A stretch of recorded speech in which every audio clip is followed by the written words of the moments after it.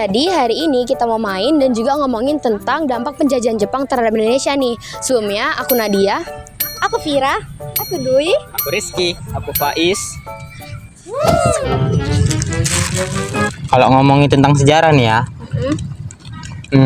materi apa yang kira-kira kalian suka dari sejarah ini? Kalau aku sih penjajahan Jepang. Sama sih, sama. Sebenarnya kalian tahu nggak siapa sih dampak dari penjajahan Jepang ini? Tahu sih, tapi di bidang pendidikan kalau aku. Yang Iya, apa-apa aja Nat, yang ada di bidang pendidikan itu. Kalau dari aspek pendidikan sih ya, jadi dulu pas Jepang ngejajah Indonesia, sistem pendidikan di Indonesia itu sedikit berubah gitu. Jadi dulu kan dibedakan berdasarkan ras, tapi semenjak Jepang datang, udah dibedakan berdasarkan tingkat gitu. Kayak sekarang SD, SMP, SMA. Dan itu waktunya juga sama, kalau SD 6 tahun, SMP 3 tahun, SMA juga 6 tahun. Tapi selain itu juga ada sih kayak sekolah lain, misalnya kayak perguruan tinggi. Tapi pada saat itu kayak menurun gitu dia kualitasnya. Karena kan itu lagi masa-masa perang. Jadi dalam suasana perang tuh pelajar sama mahasiswa tuh lebih difokusin ke latihan militer mereka. Jadi dulu tuh latihan militer itu dibuat biar pelajar sama mahasiswa itu bisa ngebantu pasukan dan juga polisi Jepang.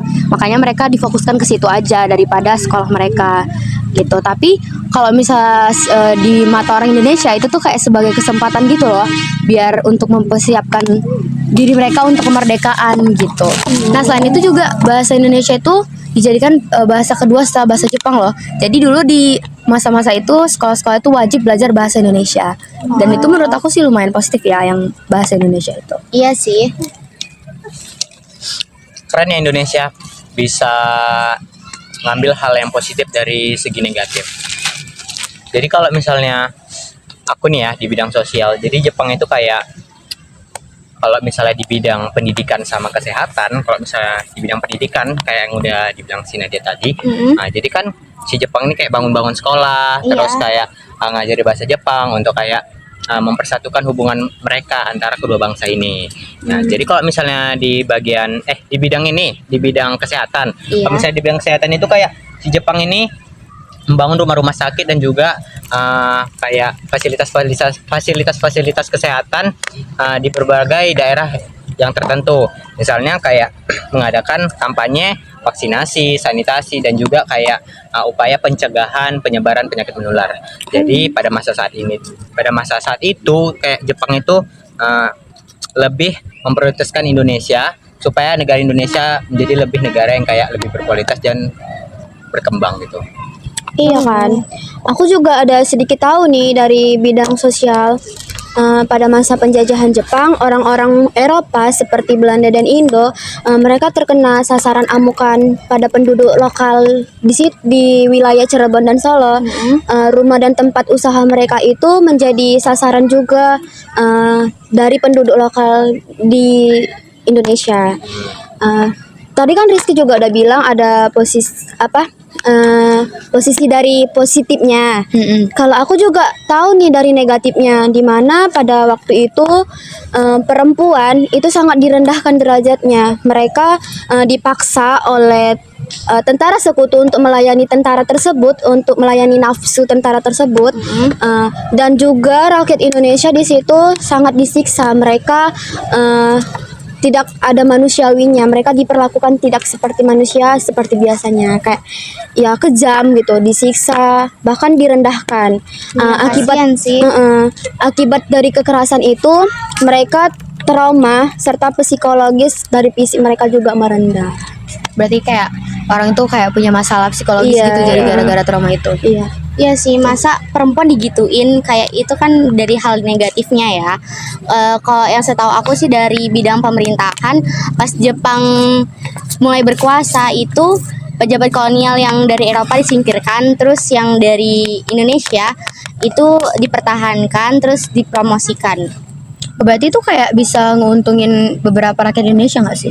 Iya, dari sisi lain juga menguntungkan dari dari sebagian orang Indonesia karena dapat memperoleh kekuasaan. Terus mereka sebagai kolaborator Jepang yang dalam beberapa hal berarti membantu Jepang menindas rakyat Indonesia kan. Terus pejabat lokal sering ada dalam posisi dilematis karena mereka nggak tunduk pada Jepang. Kalau misalnya mereka nggak tunduk berarti mereka akan disiksa gitu, kayak dibilang Dwi tadi. Terus habis itu Jepang nyerah pada sekutu, terus Indonesia merdeka. Beberapa pejabat lokal jadi sasaran kemarahan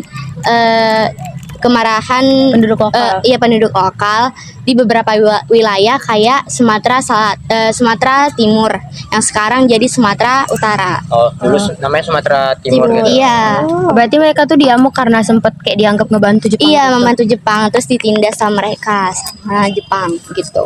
Ya, terus pada saat itu Jepang juga pas lagi memperketat pengawasan untuk toko yang tidak mau bekerja sama dengan mereka, ya kan? Terus Jepang ingin membuat sesuatu rencana yaitu membuat rencana kelompok polisi rahasia atau Kempetai untuk mengawasi pihak atau tokoh yang tadi. Yang tadi Oh, dibilang yang kayak Nadia peta ya. itu juga aku sempat denger sih kalau misalnya orang itu juga turun ke masyarakat untuk menghukum orang-orang yang nggak pro sama Jepang. Mm-mm. Baru denger sih Kempetai. Iya, kalau nggak dikasih tau Pak Is juga kita kan nggak tahu. Mereka dihukum dengan secara pengadilan. Tapi biasanya pengadilan itu tidak Adil. adil kadang. Iya. Jadi kayak saling konflik gitu. Iya, satu sama lain. Atau bisa dibilang hak asasi manusia pada saat itu tidak benar lah. Iya. Nggak ada lah gitu Iya. istilahnya, kayak nggak dipatuhin. Sangat tidak manusiawi ya. Oh gitu. Tapi seru juga kan kita cerita-cerita Iya. kayak ini, kita jadi lebih tahu tentang penjajahan Iya, dulu. tentang Dampak-dampaknya. Dampak-dampaknya di bidang-bidangnya. Ada Ya sosial kan? tadi, pendidikan, Iya. sama pemerintahan. Seru sih. Kapan-kapan gini lagi ya. Kapan-kapan gini lagi ya kita ya, weh. Oke. Tapi udah jam berapa nih, Bale? Yuk. Yuk, Balik yuk. yuk. Yuk.